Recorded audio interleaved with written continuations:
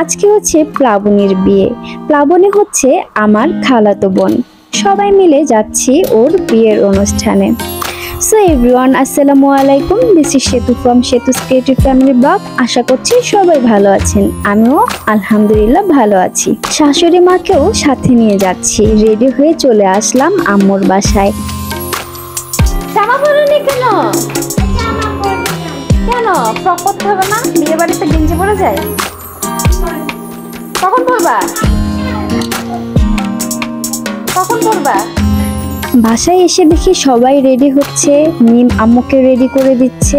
এদিকে আমাকেও কেমন যেন লাগছে, তাই আমি হেয়ার স্টাইলটা চেঞ্জ করে ফেললাম আর গলার সেটটাও চেঞ্জ করে ফেললাম। রেডি হওয়া শেষে মিম, আম্মু আর আমার শাশুড়ি মার ছবি তুলে দিচ্ছে। হালকা করে দাও, হালকা করে। ভাইয়া না তোমার মা? তোমার নানু ভাইয়া না? কি পাখি? বাবুই পাখি। কে বাবুই পাখিটা? কে? মান্নান ভাই। মান্নান ভাই, মান্নান সাহেব।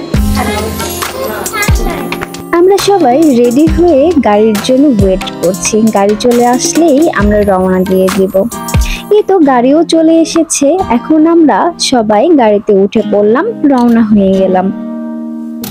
পৌঁছে গেলাম বিয়ের অনুষ্ঠানে। বউকে খুব সুন্দর লাগছে মাশাআল্লাহ, আর বরকেও সুন্দর লাগছে। দুইজনকে ভালো মানিয়েছে মাশাআল্লাহ, আলহামদুলিল্লাহ।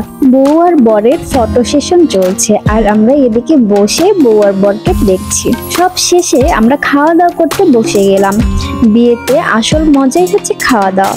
জম্পেশ খাওয়া দাওয়া হবে, এটাই তো বিয়ের আসল মজা। যদিও আমি আস্তে আস্তে খাই, আমার আগে সবাই উঠে যায় আর আমি সবার পরে উঠি, মনে হবে আমি খুব খাই।